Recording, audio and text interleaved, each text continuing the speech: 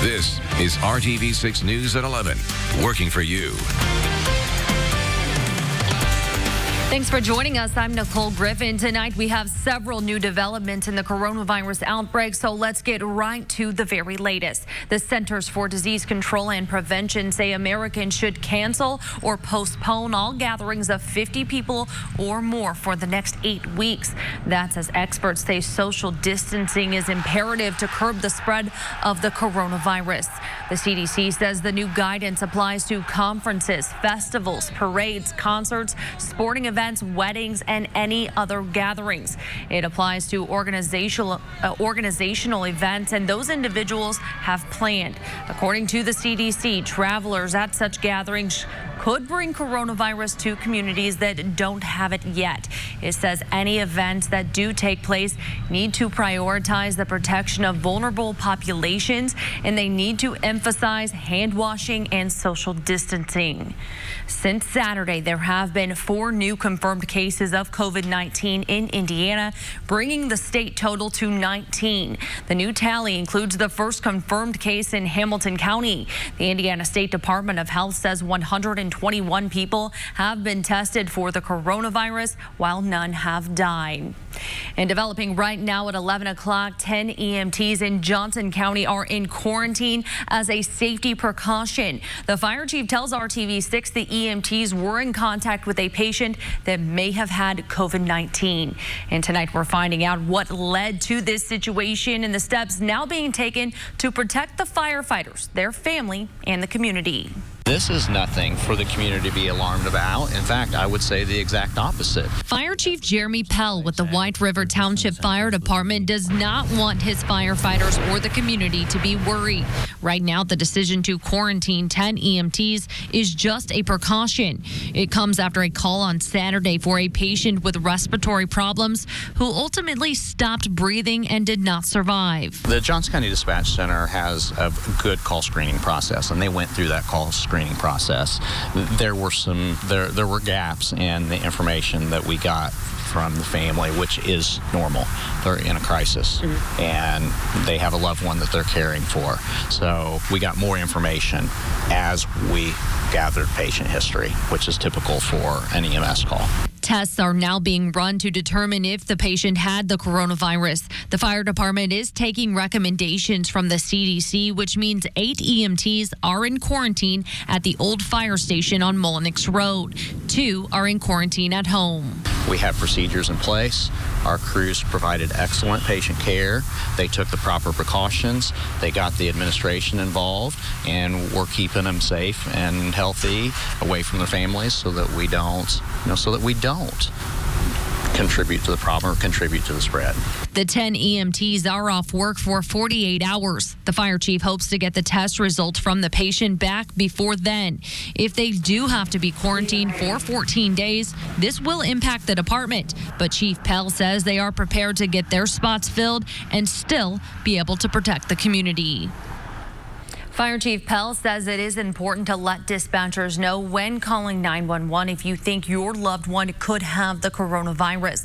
That way, firefighters and EMTs can wear protective gear and still be able to respond in an emergency. New at 11, an Indiana State Police employee has been diagnosed with the coronavirus. The employee is assigned to the State Police's laboratory division in Indianapolis. According to a release sent to the newsroom, the employee was admitted to a local hospital for medical issues and learned today that they tested positive for coronavirus. They are still hospitalized tonight. A co-worker who was last known to work close to the patient is now in self-quarantine at home. State Police have also been notifying additional employees today. The release says that they are continuing to monitor this situation and follow virus mitigation practices for the health and safety of the employees and their families.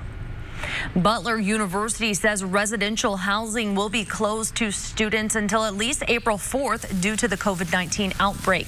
Along with the residence hall closures, Butler's president recommended that students who live in Greek chapter houses or rental properties near campus move back home.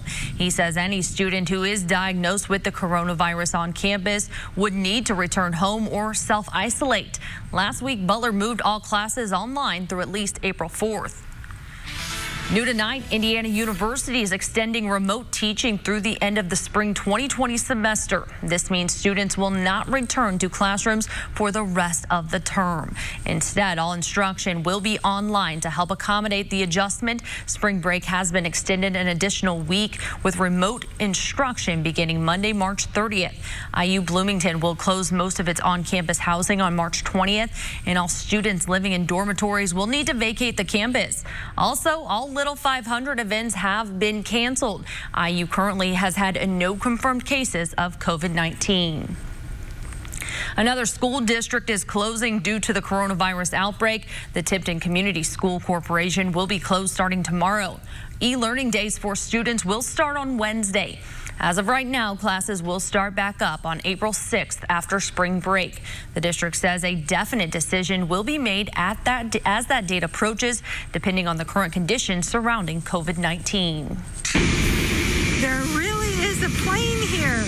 I'm so excited. An update tonight on a story we've been tracking for more than a week. Passengers from the Grand Princess cruise ship that have been in quarantine in Georgia are finally home tonight in Indiana. At 6 o'clock, we talked to Vicki Fisher, who is from Muncie, and another woman from Indianapolis who were in quarantine staying at Dobbins Air Force Base in Georgia. They have been there since getting off the cruise ship in California last week, where more than 20 people tested positive for the virus. Many of the passengers from other states were getting released, but up until this afternoon, Vicki and others were still waiting. We reached out to the governor's office today, and they responded saying that federal partners were working to fly them home today. And just after 9 o'clock, Vicki posted that we are back home in Indiana. This reminder beginning tomorrow morning at 7 a.m. Franciscan Health is banning all visitors at its 3 medical campuses in Indy, Mooresville, and Carmel. Exceptions will be made, allowing 1 visitor in certain departments, among them emergency, labor and delivery, and pediatrics. Yesterday, a similar ban took effect at all IU health campuses. Your best bet is to check with any hospital first if you are planning to visit someone. In order to stop the spread of the virus, many people are following guidance from state and local health officials by limiting their social interactions. Tonight, RTV6's Troy Washington is finding out how the pandemic is impacting one line of business that relies on tourism downtown. On any other weekend here at Monument Circle, the sound of carriages on the cobblestone would fill the air. Like a ghost town. Gene Henry runs the Country Carriage Company. He says since the advisories to avoid crowds because of COVID-19, the horse-drawn carriage industry has taken a hit. The company says they brought out 2 carriages on Friday night to only give out 2 rides the entire night. They tell us that's the slowest business has ever been. We've been doing this over 11 years now, so 2 rides doesn't even come close to paying the feed bill. That's right. In more than a decade, this is the first time he's seen business slack up, and he can't help but think of the other carriage companies struggling through the coronavirus pandemic. Some of the other companies have full-time drivers which really depend on that income for their entire livelihood. For Henry, it's more about the expenses that won't stop just because business isn't booming right now. Even if we're not working, these guys still got to eat. The feed bill on these guys, plus the vet bill and the farrier to come out and do their shoes, all that has to be done whether you're making money or not. He's even tried offering customers a deal. Right now, if a rider gets in his carriage and mentions a virus, he's discounting rides just to pull in business. But the reality of it all, everybody's afraid to be around crowds, so that even the people living here don't migrate to downtown. With prom season on the way, he's just staying optimistic that eventually the steady flow of reservations will return. Working for you in downtown, Troy Washington, RTV6. Troy, thank you. The Indiana Family and Social Services Administration has some additional guidance for parents of school-aged children and child care providers related to COVID-19. Families who need help finding or paying for care can contact Brighter Futures Indiana at 800-299-1627 to speak to a referral specialist. Earlier this week, FSSA offered guidance that children who are out of school due to possible contact with a positive case should observe social isolation and be at home, not in a large child care setting. The mass closing of schools to help prevent the spread of COVID-19 is creating a different health concern. how to feed the thousands of families who rely on school districts for meals. Indianapolis Public Schools and many other corporations are still providing food during the closures, but they're having to get creative since the goal of the shutdown is to avoid large crowds of kids. That's why the IPS food service team is passing out free prepackaged meals in the parking lot at 7 schools. IPS distributed box breakfasts and lunches for more than 600 kids on Friday. You can find a list of school district meal distribution sites and times by going to our website, theindychannel.com, and clicking on this story. Starting tomorrow, the Monon Community Center in Carmel will close until further notice. This is due to an abundance of caution and guidance from public health officials in order to protect the health and safety of visitors and employees. The closure includes all Monon community amenities, fitness center, indoor aquatics, and the gym. With so much information out there, we do want to help you and your family navigate the coronavirus. Everything you need to know is in one place, including all the event cancellations, postponements, and school closings. Just go to our website, theindychannel.com.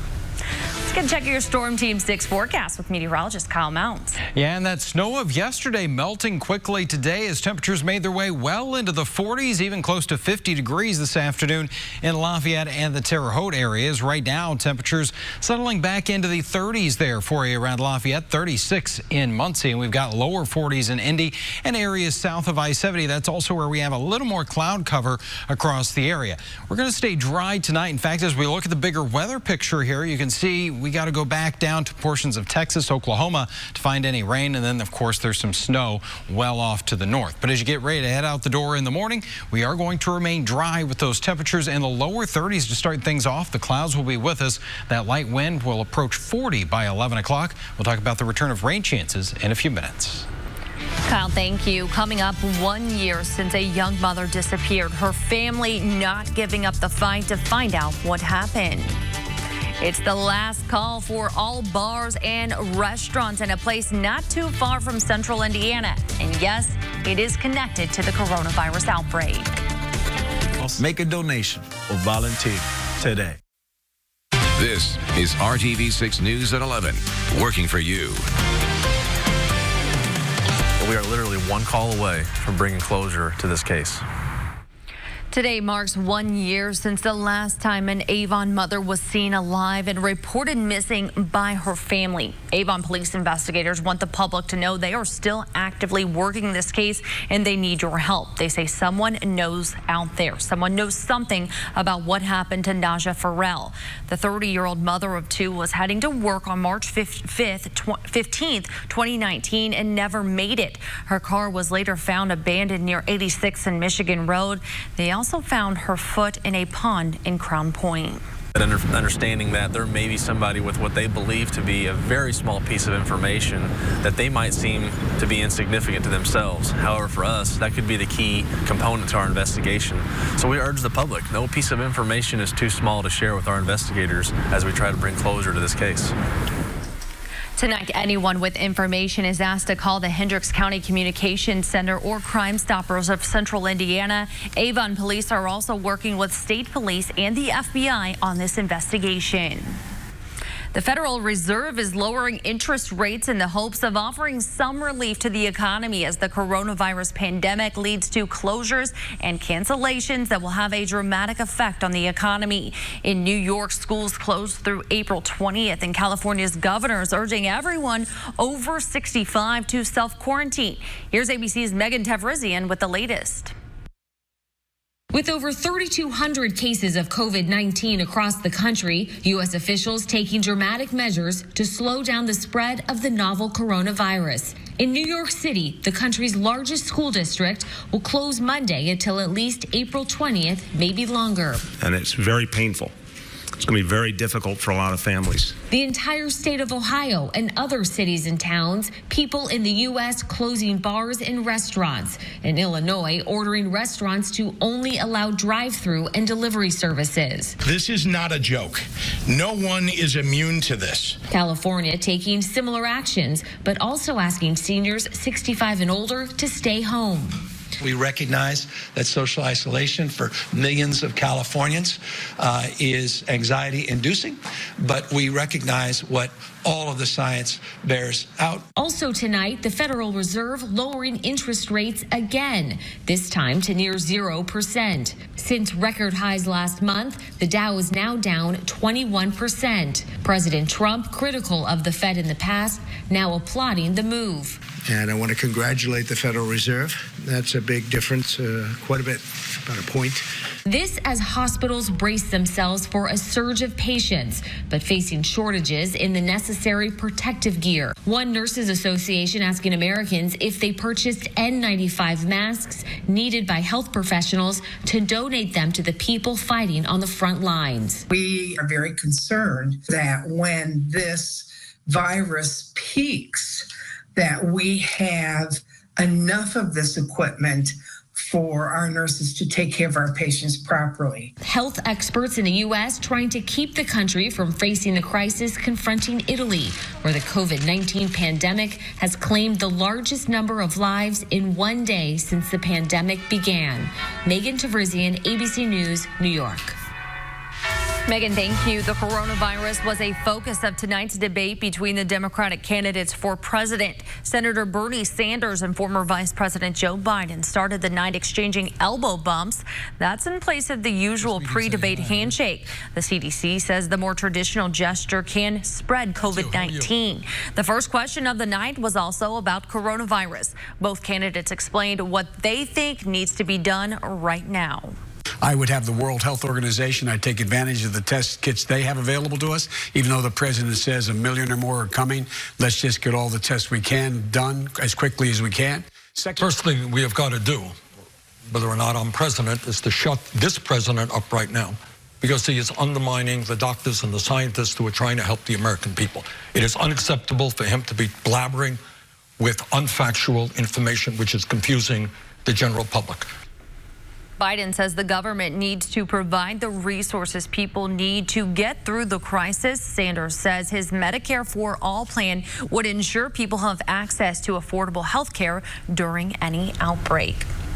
Now to your Storm Team 6 forecast. Meteorologist Kyle Mounts joining me now. Kyle, it was nice to step outside, see some sunshine today. Yeah, things improving. A lot better than our Saturday. That was very wintry here in central Indiana. The good news is we're going to continue this temperature climb as we go through the next several days. And even tonight, it's not that bad out there. We've got 41 degrees, a light east breeze for us at this point. And as we go into tomorrow morning, we're going to see those temperatures settling back into the 30s. Right now, we've got 30s, especially over the northern half of central Indiana. 33 in Tipton, 36 for you in Muncie. Again, a little bit warmer around Sullivan at 43, where we've got that blanket of cloud cover. And that's where temperatures will be a degree or two warmer, around 32 in Bloomington, upper 20s as we work our way into Kokomo and Peru. Your Monday planning forecast, we are going to have quite a bit of cloud cover here as we go through the day. Rain chances, though, I think are going to be very low as we go through much of the daylight hours here. Temperature-wise, we're in the lower 40s by noon, so it will be a cool start to the day. And as we get into the afternoon, because of that blanket of cloud cover, temperatures are not going to be allowed to really take off here and warm as much as they otherwise would. We'll be in the middle to upper 40s in most spots. 47 for you tomorrow afternoon in Kokomo, 49 in Anderson. In the city, we'll call for highs in the upper 40s and a little bit warmer for you. Martinsville, Shelbyville at 50 degrees and lower 50s as we work our way south of Interstate 70, 50 in Bedford and 50 degrees in Greensburg. Here's a look at TrueCast tomorrow with the cloud cover, and there you see a little bit of light green. May see a spotty shower here or there. It shouldn't last all that long as we go throughout the day, and I think we'll see a couple of those showers lingering into early Tuesday, but the rain chances really starting to ramp up here as we get toward the middle of the week. Wednesday, especially as we head into the afternoon and evening, we've got an 80% chance of rain there. Thursday will carry that through. May even have a few thunderstorms in the Thursday forecast. And then on Friday, the rain chance is starting to taper off, but still a 40% chance of some showers. And we've got showers, and we are in time for spring here as we go through the next several days of our forecast. Yeah, we had scenes like this one yesterday with the snowy skies, but we bring in spring on Thursday night at 11:50 at night, so just before midnight there, the earliest we have had spring since back in the 1800s. Your 7-day planning forecast. I know we're all ready for spring, and there are the warmer temperatures. We'll get back into the 50s here Tuesday and Wednesday. Even on Thursday and Friday, highs are well into the 60s. A couple of spots, maybe a 70-degree reading here. But once the rain moves out, so will the mild temperatures. It looks like by next weekend, we cool off again with highs in the 40s. And you mentioned earlier, Severe Weather Preparedness Week starts now. Download those apps you mentioned. Yeah, and RTV6 team is going to keep everybody updated and get them prepared this week as we go throughout our newscasts in the morning on Good Morning Indiana and, of course, in the evening as well. All right, Kyle, thank you so much. We'll be right back after this break. Awesome. Click, call, or visit a store today. The coronavirus is causing all sorts of supply problems and delays with products from China. And among the items seeing delays, bridal gowns and bridesmaid dresses. Consumer reporter John Matarese shows what women getting married need to know so you don't waste your money.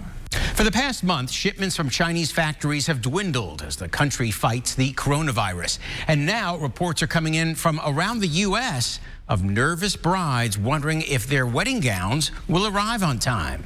We're looking at golds, we're looking at browns. Sabina Collins is looking for a wedding gown for her upcoming nuptials this year. She was tempted to order an inexpensive dress she saw online. You see them on Wish for $15. You see them everywhere. But this savvy bride has heard some warnings about delays in Chinese deliveries due to the coronavirus. She knows those cheap dresses she sees on Wish.com or Instagram ship from China. I would worry that there would be delays, especially right now today. Now, bridal shops say you may want to be very careful these days if you're someone who's trying to save money by ordering a gown or bridesmaid's dresses directly off the internet. And you have no idea where those dresses are coming from. Be aware and do your research and do your homework, because this is not a time where you want to, go on the cheap end. It's your wedding day. You've got one shot at this. You don't want to make a mistake. Tina Minshall says her shop is seeing some very minor delays in their orders. Maybe a week here and there, but nothing that the consumer's ever going to feel. But she says if you deal with a reputable local bridal shop, they will make sure you get a dress that's already on the way or comes from a manufacturer that is not based in China. So while, yes, they might have a factory in China, they will also have one in India, Sri Lanka. They've got them here in the States. Sabina says she's not going to risk a dress that doesn't show up for her big day, so she's staying local. Even before the virus, brides have complained that discount dresses from China often look nothing like the photo. So read reviews before ordering so you don't waste your money. Working for you, I'm John Matarese for RTV6. When it's going to be a WeatherTech day. Perfect weather today. The coronavirus pandemic has the weekend box office hitting a 20-year low. Audiences largely stayed away from theaters after health officials urged social distancing. That resulted in tanking box office revenues. All movies combined made an estimated $53 million. Theaters in some areas, including in New York and Seattle, are closing their doors because of the coronavirus. Others are limiting seating, such as AMC theaters here in central Indiana. The Academy of Country Music Awards, scheduled for April 5th in Las Vegas, has been postponed due to the coronavirus pandemic. The award show will now happen sometime in September, but an exact date has yet to be determined. All right, let's look at the 7-day, because there is some good news in the 7-day forecast. When you look at those high temperatures, they're going to continue to climb here. We'll get back into the 50s on Tuesday and Wednesday. Of course, we got St. Patrick's Day on Tuesday. Then Thursday, Friday, highs in the 60s. That's when we also have some showers and a few thunderstorms. All right, Kyle, thank you. We appreciate the positive news. Thanks for joining us. Have a great night.